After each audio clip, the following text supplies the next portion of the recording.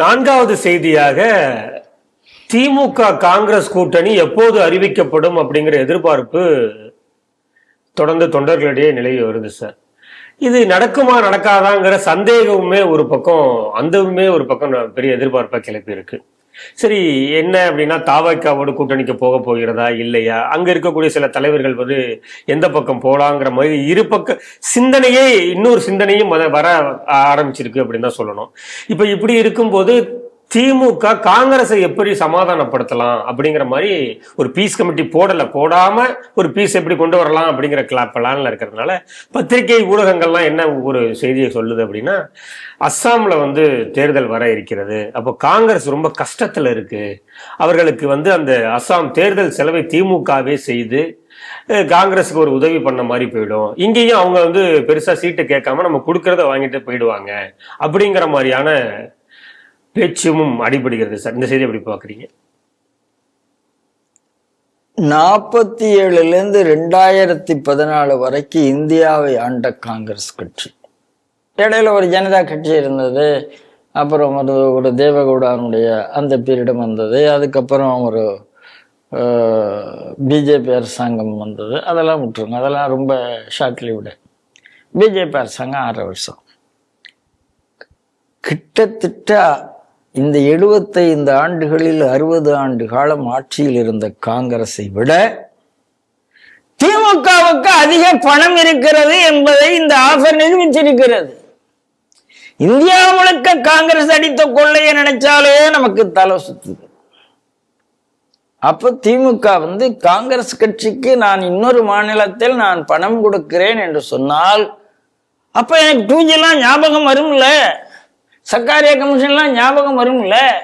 இன்னைக்கு இருக்கிற அத்தனை ஊழல் நீங்க பேசினீங்களே, நேரு ஊழல்ல இருந்து எத்தனை ஊழல் இருக்கு, கிட்டத்தட்ட 9 அமைச்சர்கள் மீது ஊழல் குற்றச்சாட்டு இருந்து கொண்டு இருக்கிறது, இதெல்லாம் ஞாபகம் வரும்ல. தலைமுறைக்கு திமுக சொத்து சேர்த்து இருக்கிறது என்பதற்கு இது உதாரணம். ஒருத்தர் சொன்னாரு, நீங்க ஸ்டாலினை தப்பா இடம் போடுறீங்க, அவர் கலைஞரை விட, அந்த கலைஞருங்கிற வார்த்தை நான் அவரை சொல்ல போதில்லை, கருணாநிதி தான் சொல்றேன், ரொம்ப ஷார்ப் அப்படின்னா. எப்படிங்க? நாங்கள் சொன்னோம் கம்யூனிஸ்ட் கட்சியை கொஞ்சம் செட்ரைட் பண்ணிட்டா கூட்டணிக்கு வந்துடுவாங்கன்னு. அவர் கேட்கல. கம்யூனிஸ்ட் கட்சியெல்லாம் காசுக்கு போக மாட்டாங்கன்னு நாங்கள் சொன்னோம். ஆனால் ஸ்டாலின் அதை ஒத்துக்கலை. நீங்கள் போய் கொடுத்து பாருங்க நடக்கும்னு சொன்னார். நாங்கள் போய் கொடுத்தோம், கம்யூனிஸ்ட் அமைங்கிட்டாங்கன்னு ஒருத்தர் பேட்டி கொடுத்துருக்காரு. நம்ம கம்யூனிஸ்ட் விலை போயிட்டாங்கிறத அவர் ரொம்ப நாசுக்கா சொல்லியிருந்தார். அப்ப அந்த காலத்து கம்யூனிஸ்ட் இந்த காலத்து கம்யூனிஸ்ட் ஒண்ணும் இல்லைங்கிறத சொல்லியிருந்தார் அவர். நாங்க நினைச்சோம் கம்யூனிஸ்ட் விலை கொடுத்தா அவங்கள வாங்க முடியாதுன்னு நினைச்சோம், 25 கோடி கொடுத்தா 2 கம்யூனிஸ்ட் ஓடி வந்துடுது கூட்டணிக்குங்கன்னு சொல்லியிருந்தார். இப்ப காங்கிரசுமே காசு கொடுத்தால் கூட்டணிக்கு வரக்கூடிய நிலைமையில் இருக்கிறது என்றால், காங்கிரஸ் லஞ்சம் பெறும் கட்சி, திமுக லஞ்சம் கொடுக்கும் கட்சி, அவ்வளவுதான். செல்வ பெருந்தகையா நாய் மாதிரி திமுக கூட இருக்கிறாரு, அவருக்கு பிசினஸ் பண்ணி கொடுக்கறதுனால தானே இருக்கிறாரு, வேற எதுக்கு இருக்காரு? சமூக நீதிக்காக இல்லைங்கிறீங்களா சார்? ஒரு சமூக நீதியும் கிடையாது. ஏதாவது அவர் மேல குற்றச்சாட்டு வந்துட்டா உடனே சமூக நீதியும் பாரு. அண்ணாமலை என்ன அதுக்காகத்தான் பேசிக்கிட்டாருன்னு பேசினாள் தந்தி டிவில. உடனே அந்த அம்மா அசோகவர்தன் என்ன சார் பேசுறீங்கன்னு கேட்டது. இதெல்லாம் நம்ம பார்த்துருக்கோம். அதனால காங்கிரஸ் கட்சிக்கு இன்னைக்கு பணம் இல்லை என்று சொன்னால் அதுவே முதல்ல ஏற்றுக்கொள்வதாக இல்லை.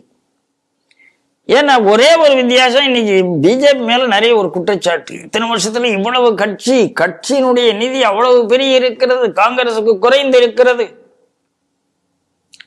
ஒரு தலைவர் லஞ்சம் வாங்கல, ஒரு தலைவருடைய சொத்து வருமானத்துக்கு மீறி போகல, யார் மேலேயும் எந்த சீஃப் மினிஸ்டர் மேலேயும் எந்த சென்ட்ரல் மினிஸ்டர் மேலேயும் லஞ்சப்பட்டு கட்ட கிடையாது. கட்சிக்கு பணம் வந்திருக்கிறது, அது கட்சிக்கான பணம். அதாவது என்னன்னா, கட்சிக்கான வர்ற பணத்தை கட்சிக்கு கொடுக்கிற கட்சி பிஜேபி, கட்சிக்கு என்று வாங்கி கொண்டு தனியார் பைக்குள்ள போட்டு கொண்டு போற கட்சி காங்கிரஸ் அர்த்தம். சார், சொந்த கட்சியினுடைய சொத்து தானே சார் நேஷனல் ஹெரால்டு 2000 கோடி. நீங்க அந்த கட்சியினுடைய சொத்தையை தானே ஆட்டையை போட்டீங்க. அப்படி ஆட்டையை போட்டு காங்கிரஸ் கட்சியினுடைய சொத்தை எல்லாம் தனியாருக்கு போனதுனால இன்னைக்கு காங்கிரஸுக்கு கட்சி. அப்போ ஆட்டையை போட்டவன் தானே காசு கொடுக்கணும், ஏன் திமுக காரன் காசு கொடுக்கிட்டேன்? இதுதான் பிரச்சனை. அப்ப திமுகவுக்கு நண்டு கொளுத்தால் வளையில் தங்காது அப்படிம்பாங்க. காசை வச்சுட்டு என்ன பண்றதுன்னு தெரியல. ஆடி போட அசாம்ல கொடுத்துருவோம். அசாம் சின்ன ஸ்டேட்டு, நாம் பண்ணி பார்த்துடலாம். திமுக காங்கிரஸை விலைக்கு வாங்கிடலாம் அப்படின்னு திமுக முயற்சி செய்கிறது. வெற்றி பெறலாம், வெற்றி பெறும் என்றே நான் நம்புகிறேன். ஆனா அப்போ இப்போ சீட்டு கிடைக்காது, கன்ஃபார்ம் தான். இப்போ இது காங்கிரஸ் எதிர்பார்க்கக்கூடிய சீட்டை திமுக கொடுக்கறதுக்கு ரெடியா இல்ல. அதனாலதான் அந்த எதிர்பார்க்க சார் சீட்டை கொடுத்துட்டு அப்புறம் ஆட்சியில பங்கு இல்லை சார், கொள்ளையில எங்களுக்கு மட்டும்தான் பங்கே கிடையாது அப்படிங்கிறத இவங்க.